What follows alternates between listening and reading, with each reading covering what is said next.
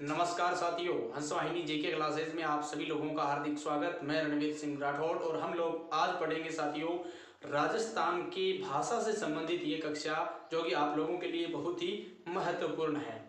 देखिए, सबसे पहले अपन लोग इस कक्षा को शुरू करूंगा, आप लोगों को बता दूं, यानी हमारा राजस्थानी, अगर अपन लोग बात करें तो राजस्थानी जो भाषा है हमारी, संवैधानिक दृष्टि से इन्हें मान्यता नहीं मिली है, लेकिन फिर भी हमारी जो राजस्थानी भाषा है तो इसके बारे में हमें पढ़ना जरूरी है, क्योंकि जब राजस्थान में हम रह रहे हैं तो यहाँ की कला, संस्कृति, भाषा सभी से संबंधित, स्थापत्य कला से सभी से संबंधित जानकारी हमारे पास होनी चाहिए। तो साथियों, इसी क्रम में हम लोग शुरू कर रहे हैं एक और महत्वपूर्ण अपना टॉपिक, और वो टॉपिक है राजस्थानी भाषा का विकास और उसकी प्रमुख बोलियां, कहाँ कहाँ किस क्षेत्र में कौन कौन सी बोलियां बोली जाती है, वो भी हम चर्चा करने वाले हैं अगली कक्षाओं में। तो साथियों शुरू करते हैं, जहाँ से बहुत ही महत्वपूर्ण कक्षा ये रहेगी आप लोगों के लिए, छोटी सी कक्षा जहाँ से बहुत सारे प्रश्न आते हैं। तो करते हैं शुरू।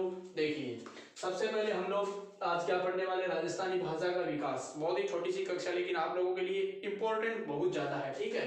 तो सबसे पहले राजस्थानी भाषा का विकास, ठीक है, ये देखना है हमें कि राजस्थानी भाषा का विकास कहाँ हुआ। और वैसे आप सब लोग जानते हो, यानी कि आधुनिक आर्य भाषाओं का सभी का विकास कहाँ से होता है, मूलतः, है ना, संस्कृत भाषा से। तो देखिए, आप लोगों को ज्यादा भ्रमित नहीं होना है, यानी हम लोग यहाँ पर पढ़ रहे हैं संस्कृत, उसके बाद पाली, उसके बाद प्राकृत, यानी संस्कृत से क्या निकली, पाली, है ना। और वैसे मूल संस्कृत थी, वैदिक संस्कृत अलग, लौकिक अलग, ठीक है। तो ध्यान लेना, यहाँ पर संस्कृत, संस्कृत से पाली, अब पाली से अगली भाषा का विकास है, उसका नाम क्या है, प्राकृत। और प्राकृत के बाद प्राकृत का एक रूप है जिसका नाम है सौरसेनी प्राकृत। क्या नाम है, सौरसेनी प्राकृत, ठीक है।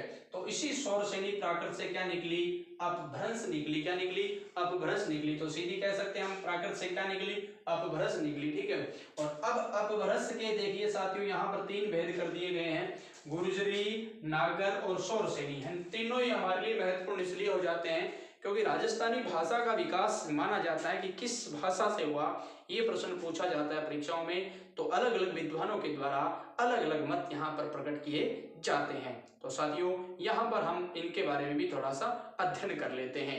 सबसे पहले अपन यहाँ पर इस मतलब बिंदु के बारे में चर्चा करें तो हमें इस पर यह गौर करना है कि सौरसेनी जो प्राकृत है साथियों, ये अपभ्रंश भाषा, यानी कि सौरसेनी प्राकृत से क्या निकली, अपभ्रंश निकली। और अपभ्रंश के ही तीन रूप, गुर्जरी अपभ्रंश, नागर अपभ्रंश, सौरसेनी अपभ्रंश। अब इन अलग अलग विद्वान ये कहते हैं कि राजस्थानी भाषा है, जो हमारी राजस्थानी जो भाषा है, इसकी उत्पत्ति से संबंधित कितने मत मिलते हैं, तीन मत मिलते हैं, ठीक है। कितने मत, तीन मत मिलते हैं। सबसे पहले मत कहते हैं कि राजस्थानी भाषा है गुर्जरी अपभ्रंश से निकली है, यानी इसका उद्गम, इसका विकास यहां से होता है। ये बात कहते हैं के एम मुंशी, कन्हैयालाल माणिक्यलाल मुंशी। ये वही मुंशी है जिनके नाम पर, जिनकी सिफारिश पर मत्स्य संघ का नाम रखा गया था, आपको याद होगा, राजस्थान के एकीकरण का पहले चरण में, ठीक है। तो के एम मुंशी और उसके बाद मोतीलाल मीनारिया, ये दो व्यक्ति मिलकर के ये तर्क देते हैं, मतलब दोनों व्यक्ति अपना तर्क देते हैं कि राजस्थानी भाषा का विकास गुर्जरी अपभ्रंश से हुआ है, ठीक है, पहला मत।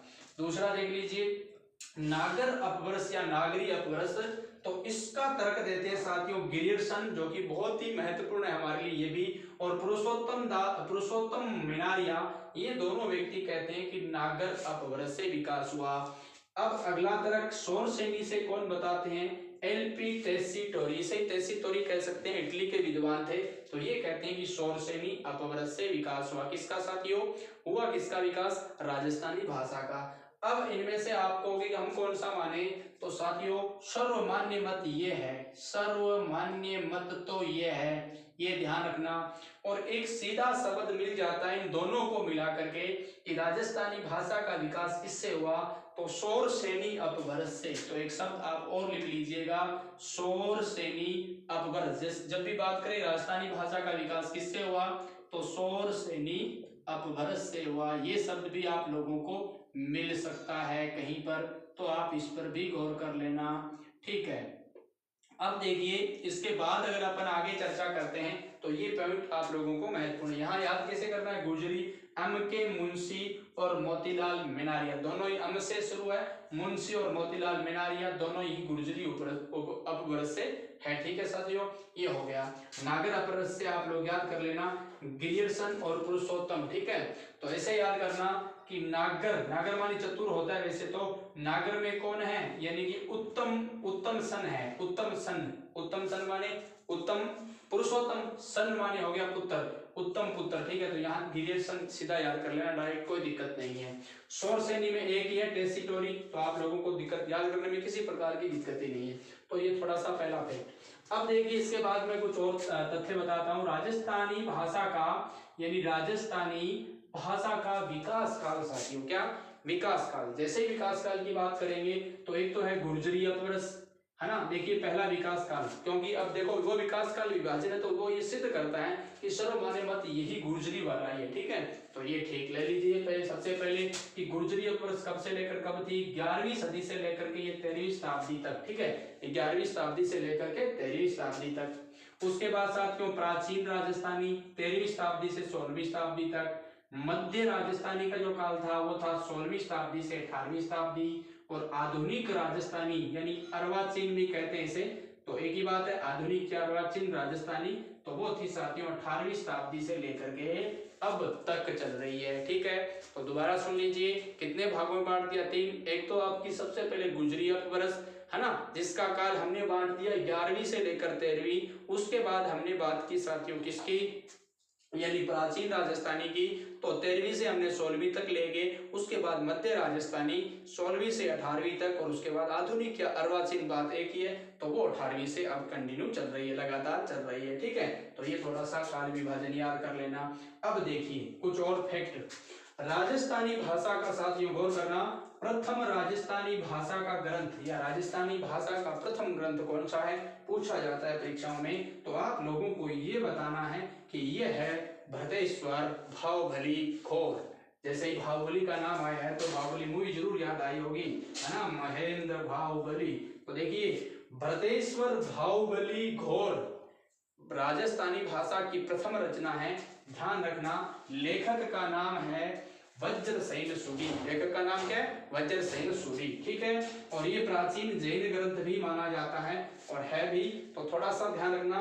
भृतेश्वर भाहुबली घोर वज्रसेन सूरी, ये राजस्थानी भाषा का प्रथम ग्रंथ है।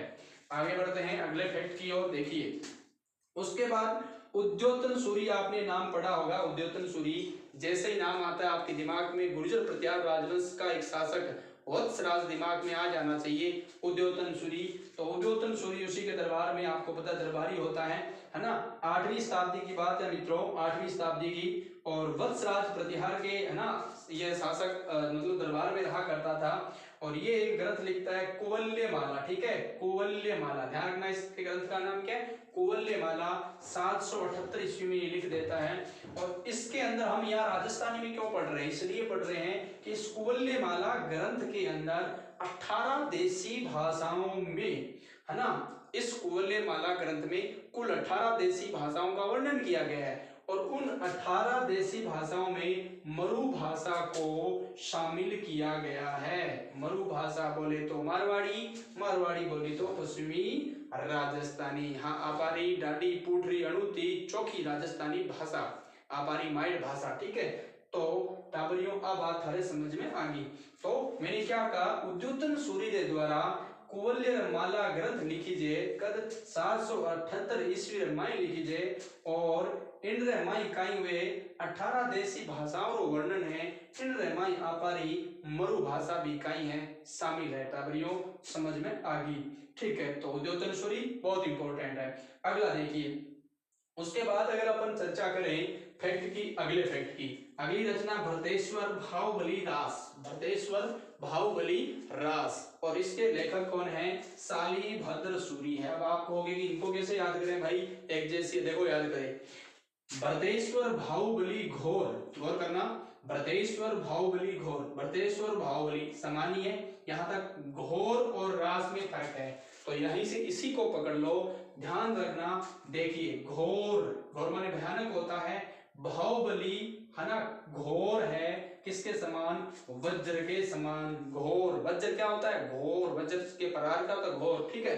तो वैसे याद करना, बाहुबली घोर, वज्र सेन सूरी। और रास, रास ध्यान रखना भी, रास, रास वैसे केली और क्रीड़ा होती है, तो ध्यान रखना। भरतेश्वर बाहुबली, इसको साथ में बाहुबली ले लेना। बाहुबली को रास आ गई क्या, साली, नाम क्या था, देवसेना, ठीक है, आपने फिल्म देखी होगी, तो वैसे याद कर लेना। मतलब भरतेश्वर बाहुबली, रास आ गई साली भद्र सूरी, साली भद्र सूरी, ठीक है, बात समझ में आ गई। तो ऐसे एक याद करोगे दूसरी अपने आप याद हो जाएगी। अब ले लीजिए अबुल फजल। अबुल फजल अपनी पुस्तक आईने अकबरी जानते होंगे, जिसको क्या कहा जाता है, अकबरनामा कहा जाता है। तो इस पुस्तक में, और एक और पुस्तक है, कुशलाभ नामक व्यक्ति है साथियों, कवि है, ये पिंगल शिरोमणि नामक ये क्या लिखते हैं, ग्रंथ लिखते हैं। इस ग्रंथ में और अबुल फजल की आईने अकबरी यानी अकबरनामा आप जानते होंगे। इन दोनों पुस्तकों में भी मारवाड़ी भाषा का, मारवाड़ी शब्द का क्या मिलता है, उल्लेख मिलता है। मारवाड़ी शब्द या मारवाड़ी भाषा का क्या मिलता है, उल्लेख मिलता है इन दोनों ग्रंथों में, अबुल फजल की आईने अकबरी और कुशलाभ की पिंगल शिरोमणि। अगला फैक्ट देखिए, दो और अच्छी चीजें बताता हूं। राजस्थानी भाषा की उत्पत्ति एवं विकास, सर्वप्रथम की बात हो रही है। सर्वप्रथम राजस्थानी भाषा की उत्पत्ति विकास पर सर्वप्रथम प्रकाश किसने डाला, तो वो प्रकाश डाला साथियों किसने, एलपी टेसीटोरी ने। एलपी टेसीटोरी या टेसीटोरी बात एक ही है, जो कि क्या कहाँ के थे साथियों, आप जानते हो इटली के थे ना, इटली के थे, उदीने में इनका जन्म हुआ था और बीकानेर आए थे, बीकानेर में इनकी समाधि, वहीं पर इनकी मृत्यु हो गई थी, ठीक है। तो ध्यान रखना, उदीने, इटली, और ये है ना, ये एक तरीके से प्रकाश कब डालते हैं, यानी पत्रिका, इनके पत्रिका है जिनका नाम है इंडियन एंटीक्विटी, क्या नाम है, इंडियन एंटीक्विटी। इस पर ये 1914 से 1916 के बीच राजस्थानी भाषा पर प्रकाश डालते हैं सर्वप्रथम, ठीक है। तो ये बहुत ही इंपॉर्टेंट बात थी जो आप लोगों को बता दी गई है। अगला देखिए, सर्वप्रथम राजस्थानी शब्द का प्रयोग, यानी जो शब्द हम यहाँ पर लिखे हुए हैं राजस्थानी, इसका प्रयोग कौन किया, तो ये सर्वप्रथम राजस्थानी शब्द का प्रयोग जॉर्ज अब्राहम गिरियर्सन साथियों, जॉर्ज अब्राहम गिरियर्सन के द्वारा ये शब्द का क्या किया जाता है, सर्वप्रथम प्रयोग किया जाता है 1912 ईस्वी में। कब किया जाता है, 1912 में। और इनका एक ग्रंथ है उसमें, जिसका नाम क्या है, लिंग्विस्टिक सर्वे ऑफ इंडिया। एक योजना भी है ये लिंग्विस्टिक सर्वे ऑफ इंडिया, भारतीय भाषाई सर्वेक्षण, भारतीय भाषाई सर्वेक्षण या भारतीय भाषाओं का सर्वेक्षण, ठीक है। तो ये एक लिंग्विस्टिक सर्वे ऑफ इंडिया, इनके ग्रंथ में सर्वप्रथम 1912 में राजस्थानी भाषा का, राजस्थानी शब्द का उल्लेख होता है, ठीक है। ये थी आपकी महत्वपूर्ण चीजें। और आप वैसे जानते ही हो कि भारतीय संविधान के अंदर राजस्थानी को 8वीं जो अनुसूची है उसमें स्थान नहीं मिला है, ठीक है, 8वीं अनुसूची में स्थान नहीं मिला है। भारत की राजभाषा क्या है, हिंदी है, तो बहुत इंपॉर्टेंट है, राजभाषा हमारी भी वही है। और साथ साथ में ये भी ध्यान रख लेना आप लोग, एक और इम्पोर्टेंट बात, अगर आपसे कहें हिंदी दिवस कब मनाया जाता है तो 14 सितंबर को। अगर आपसे पूछें कि राजस्थानी दिवस कब मनाया जाता है तो आप लोग याद रखना 21 फरवरी। कब, 21 फरवरी को आप लोगों का क्या मनाया जाता है, राजस्थानी दिवस मनाया जाता है, ठीक है। तो ये भी एक इंपॉर्टेंट फैक्ट आप लोग याद करना। देखो यहाँ पर क्या इंपॉर्टेंट चीज थी, एक तो हमने इसकी उत्पत्ति की बात कर ली कि कहाँ से आई है, गुर्जरी अपभ्रंश सर्वाधिक मान्य है, माना ये भी जाता है। एक संयुक्त मैंने बताया सौरसेनी अपभ्रंश, तो ये नाम भी याद रखना। और ये कुछ विद्वानों के साथ याद रख लेना, वो तीनों फैक्ट, गुर्जरी अपभ्रंश, प्राचीन, मध्य, आधुनिक, तीनों। फिर हमने बात की है ना इन व्यक्तियों के साथ साथ प्रथम ग्रंथ की, तो ये हो गया आपका। और फिर उद्योतन सूरी वाला इसमें 18 में उल्लेख है। और फिर भरतेश्वर बाहुबली वाली बात हमने यहाँ पर कर ली थी, तो ये भी आप लोगों को याद, दोनों को याद करने का तरीका देखो। घोर, वज्र क्या होता है, घोर होता है, तो फिर साली रास आपके समझ में आ गया, ठीक है। और इधर ये अबुल फजल आईने अकबरी, ठीक है, कोई दिक्कत ही नहीं है ना। अकबरनामा, अकबरनामा में उल्लेख मिलता है, तो ये भी बात आप लोग साथ साथ में याद कर लेना। कुशला, पिंगल शिरोमणि, मारवाड़ी भाषा, दोनों में उल्लेख मिलता है। और राजस्थानी की सर्वप्रथम प्रकाश एलपी टेसीटोरी, है ना, इंडियन एंटीक्विटी, ठीक है। और इधर सर्वप्रथम राजस्थानी भाषा का उल्लेख कहाँ पर मिलता है, लिंग्विस्टिक सर्वे ऑफ इंडिया में मिलता है। तो ये थी आपकी बहुत ही महत्वपूर्ण क्लास, 1912 में ये सर्वप्रथम उल्लेख करते हैं। तो ये थी आपकी छोटी सी क्लास, शायद आपको पसंद आई होगी। बताना क्लास कैसी लगी साथियों। जय हिंद, जय भारत, वंदे मातरम।